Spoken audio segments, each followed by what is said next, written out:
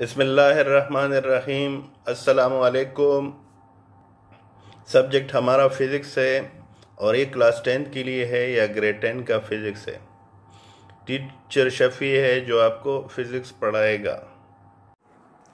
Students, 10 के physics में हमारा पहला चैप्टर जिसको यूनिट 10 कहा जाता है ये simple harmonic motion and waves है।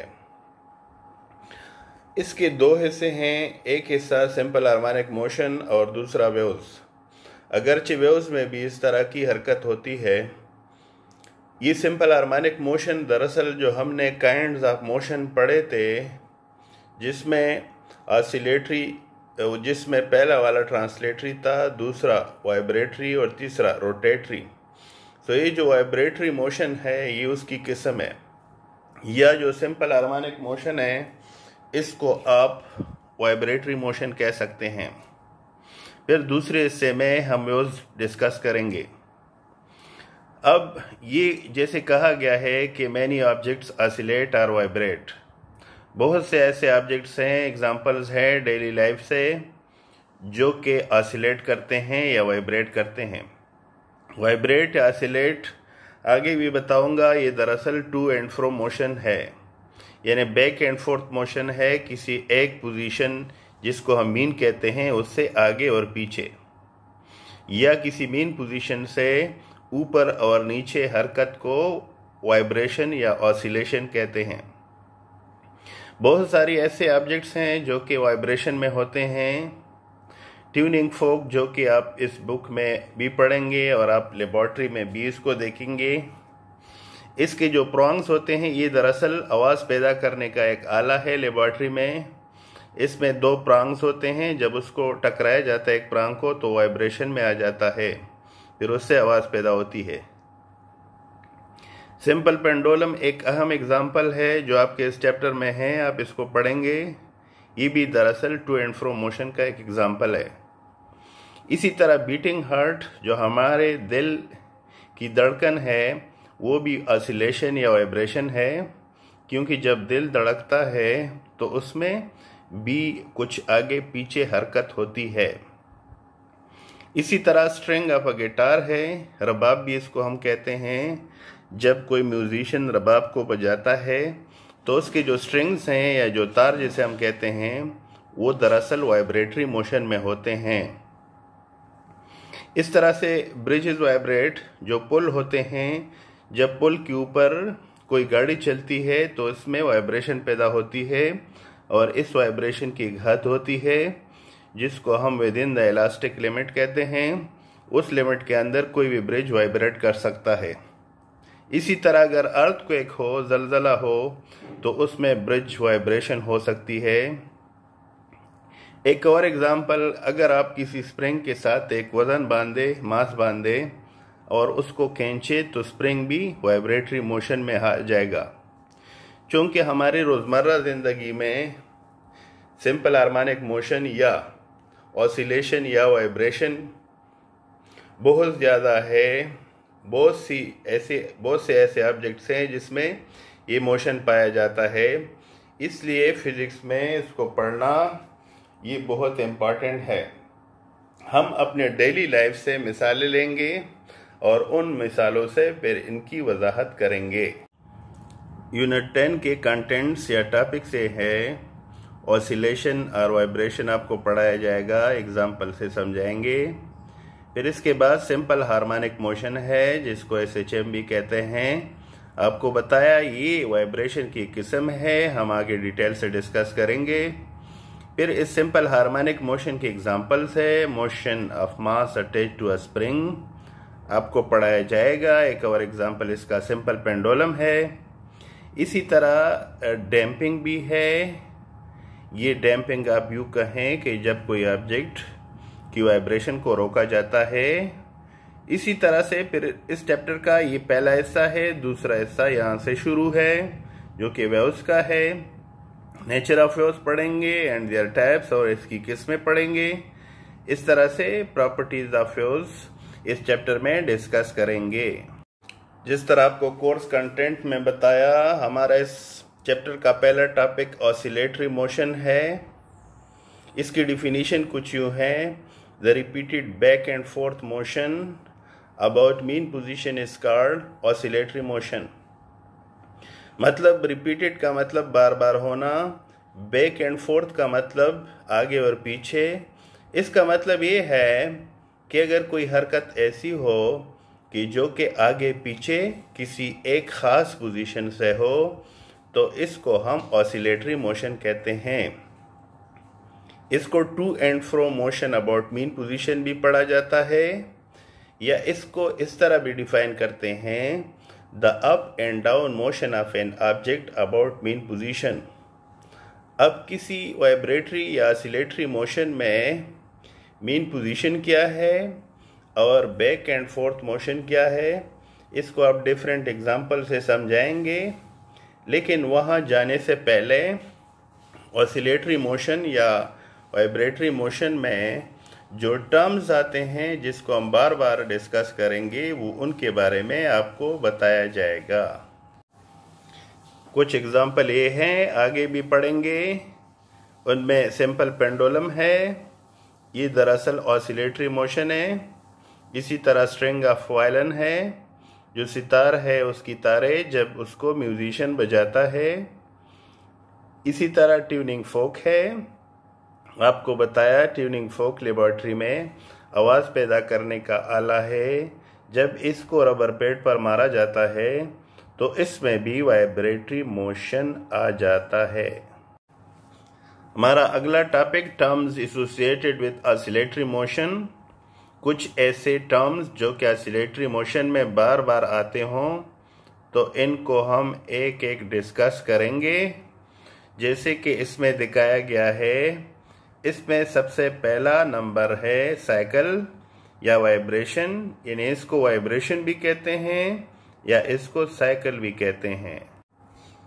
इसकी डिफिनीशन इस तरह है, one complete round trip of the vibrating body about mean position. इसके लिए मैंने आपको एक सिंपल पेंडुलम दिखाया है ताकि आपको मीन पोजीशन समझा सकूं और इससे हम साइकिल या वाइब्रेशन भी समझ सके। पहले ये बता दूं कि जो सिंपल पेंडुलम है, दरअसल ये एक फाइन स्ट्रिंग है। धागा ले सकते हैं, कोई तार आप ले सकते हैं। इसका जो एक सिरा है किसी मजबूत सहारे से बांधा जाता है, जबकि दूसरे सिरे में एक बॉब होता है, इसको बॉब कहते हैं, या एक मास अटैच किया जाता है। इसको जब रेस्ट हालत में छोड़ते हैं या इक्विलिब्रियम पोजीशन में, इस तरह से सस्पेंडेड होता है। और इसका जो ओ मैंने लिखा है, इस पोजीशन को हम मीन पोजीशन कहते हैं। अगर हम इस बॉब को उठाएं फोर्स लगा के और इसको हम इस पोजीशन ए तक ले जाएं, फिर इसको छोड़ें, तो ये जो सिंपल पेंडुलम है ये ए से ओ की तरफ वापस जाएगा और फिर ए डैश तक जाएगा, फिर वापस ए तक आएगा। इस तरह से ये वाइब्रेट करेगा। इसलिए इसके मोशन को ऑसिलेटरी या वाइब्रेटरी मोशन कहते हैं। इसमें जो पोजीशन है इसको एक्सट्रीम पोजीशन कहते हैं। ये दूसरा एक्सट्रीम पोजीशन है, जबकि ये मीन पोजीशन है। अब अगर आप एक साइकिल या वाइब्रेशन डिफाइन करेंगे तो इसका मतलब कंप्लीट राउंड ट्रिप का मतलब ये है कि अगर फर्ज करें ये बॉब इधर से शुरू हो, ओ से लेकर ए डैश तक जाए और वापस ए पर आ जाए, तो इसको वन साइकिल या वन कंप्लीट राउंड ट्रिप कहते हैं, जिसको एक वाइब्रेशन भी कहा जाता है। इसलिए इसको ओ से अगर ए डैश ले ले और फिर ए और फिर वापस ओ, तो इसको वन वाइब्रेशन कहते हैं। सो वन वाइब्रेशन या वन साइकिल आगे जाके हम इसको मजीद पढ़ेंगे। अगला टर्म टाइम पीरियड है। इसको इस तरह डिफाइन करेंगे, time required to complete one vibration या साइकिल। इसका मतलब है कि एक साइकिल या एक वाइब्रेशन पूरा होने में जितना वक्त लगता है उसको हम टाइम पीरियड कहते हैं। ये जो टाइम पीरियड है इसका सिंबल कैपिटल टी है और इसका यूनिट सेकंड लिया जाता है, यानी इसकी पैमाइश सेकंड में की जाती है। अक्सर मस्जिदों में या हमारे घरों में एक क्लॉक होता है जिसको पेंडुलम वॉच या क्लॉक कहते हैं। उस पेंडुलम की वाइब्रेशन से घड़ी चलती है। मिसाल कोई घड़ी इस तरह बनाई गई है कि अगर एक वाइब्रेशन एक सेकंड में पूरा होता हो तो हर एक वाइब्रेशन कंप्लीट होने के बाद एक सेकंड गुजरता है और इसी तरह से घड़ी से टाइम मालूम किया जाता है। अगला टर्म फ्रीक्वेंसी है, बहुत इम्पॉर्टेंट टर्म है, इसका इस्तेमाल बहुत ज़्यादा है। अक्सर हम आवाज़ों को फ्रीक्वेंसी से पहचानते हैं। डिफरेंट साउंड्स की डिफरेंट फ्रीक्वेंसी होती है, तो आगे चलकर आप फ्रीक्वेंसी को फिर डिफरेंट एग्जाम्पल में लेंगे। इसको इस तरह डिफाइन करेंगे, द नंबर ऑफ वाइब्रेशंस या cycles that the particle complete per unit time.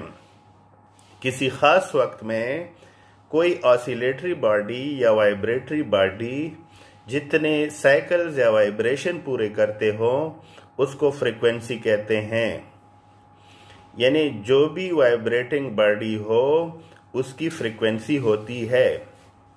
ये जो फ्रीक्वेंसी है इसका सिंबल एफ है, स्मॉल एफ, और इसका जो यूनिट है साइंटिस्ट हर्ट्ज के नाम पे है।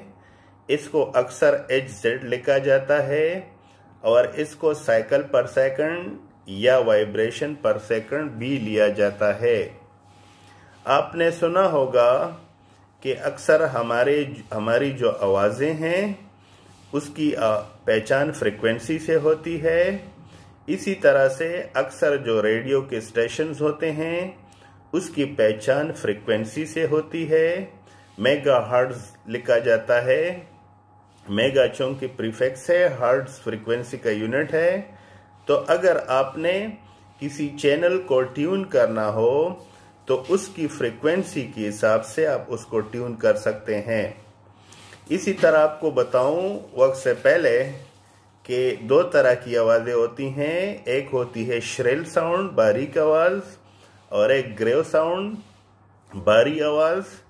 जिस तरह मर्दों की आवाज़ भारी होती है और जो ख़वातीन है उनकी आवाज़ श्रिल होती है या बारीक होती है, तो श्रिल साउंड की फ्रीक्वेंसी ज़्यादा होती है और जो ग्रेव साउंड जो मर्दों की आवाज़ है उसकी फ्रीक्वेंसी कम होती है। तो इसका मतलब फ्रीक्वेंसी से आवाज़ पहचाना जा सकता है। Relation between F and T, in relation between frequency and time period। Frequency और टाइम पीरियड का आपस में गहरा ताल्लुक है। डिफाइन ऐसे करते हैं, time period and frequency are reciprocal to each other. ये आपस में रेसिप्रोकल है या इनवर्स है। इसका मतलब ये है कि अगर आप फ्रीक्वेंसी को लिखेंगे तो 1 ओवर टाइम पीरियड के बराबर आएगा, या अगर आप टाइम पीरियड लिखेंगे is equal to 1 over f. So यानी फ्रीक्वेंसी का रेसिप्रोकल टाइम पीरियड है और टाइम पीरियड का रेसिप्रोकल फ्रीक्वेंसी है। Terms associated with oscillatory motion में अगला डिस्प्लेसमेंट है। डिस्प्लेसमेंट हम ट्रांसलेटरी मोशन में भी डिफाइन करते हैं, लेकिन वाइब्रेटरी मोशन में इसकी डिफिनीशन कुछ अलग तरह का है। The distance of vibrating body from main position at any instant of time. इसका मतलब किसी भी वक्त मेन पोजीशन से उस वाइब्रेटिंग ऑब्जेक्ट का फासला। ये जो डिस्प्लेसमेंट है इसको सिंबॉलिकली x से लिखेंगे और इसका जो यूनिट है यानी इसकी पैमाइश हम मीटर में करेंगे। SI यूनिट इसका मीटर है। इसको सेंटीमीटर या मिलीमीटर में भी लिखा जाता है, बट इसका जो SI यूनिट है वो मीटर है। Terms associated with oscillatory motion में अगला एम्पलीट्यूड है। ये डिस्प्लेसमेंट जैसा है लेकिन इन दोनों में थोड़ा फर्क है। आपको मैं इस एग्जांपल से समझा लेता हूँ। The maximum displacement of a vibrating body from its mean position. किसी वाइब्रेटिंग बॉडी का मीन पोजीशन से ज़्यादा फासला एम्पलीट्यूड कहलाता है। सो ये दरअसल मैक्सिमम डिस्प्लेसमेंट होता है। इसका सिंबल x0 है। इस बुक में x0 से रिप्रेजेंट करेंगे और इसका भी वही यूनिट है मीटर, यानी इसका SI यूनिट मीटर है। इसको भी सेंटीमीटर या मिलीमीटर लिया जाता है, बट SI यूनिट इसका मीटर है। आप इस सिंपल पेंडुलम से देख लें, आपको बताया पहले भी, इसमें ये इसका मेन पोजीशन है। तो जब ये वाइब्रेट होता है, फर्ज करें A और A' के दरमियान इसकी वाइब्रेशन है, तो मैक्सिमम डिस्प्लेसमेंट इसका O से A तक है, A' तक है या O से A तक है। सो इसको डिस्प्लेसमेंट कहेंगे, यानी इस मेन पोजीशन से एक्सट्रीम पोजीशन तक फासला, किसी भी एक्सट्रीम पोजीशन तक फासला, इस मेन पोजीशन से इस एक्सट्रीम पोजीशन तक फासला भी x0 कहलाता है। लेकिन डिस्प्लेसमेंट इससे थोड़ा सा मुख्तलिफ है। ये चूंकि the distance at any instant है फ्रॉम इट्स मेन पोजीशन, आप इसमें देख सकते हैं मैंने डिफरेंट डिस्टेंसेस बताए। ये डिस्प्लेसमेंट x यहाँ से यहाँ तक भी हो सकता है, यहाँ से यहाँ तक भी हो सकता है, यहाँ तक भी हो सकता है, और ये भी हो सकता है। सो इसका मतलब ये है कि हर एम्पलीट्यूड डिस्प्लेसमेंट कह सकते हैं आप, लेकिन हर डिस्प्लेसमेंट को एम्पलीट्यूड नहीं कह सकते। यानी ये एम्पलीट्यूड नहीं है, एम्पलीट्यूड यहाँ तक है, लेकिन आप डिस्प्लेसमेंट इसको भी कह सकते हैं। सो x0 के बराबर तब होता है जब फासला मीन पोजीशन से एक्सट्रीम पोजीशन तक लिया जाता है। अगर डिस्टेंस या डिस्प्लेसमेंट मीन और एक्सट्रीम पोजीशन के दरमियान लिया जाए तो फिर इसको हम डिस्प्लेसमेंट कहेंगे।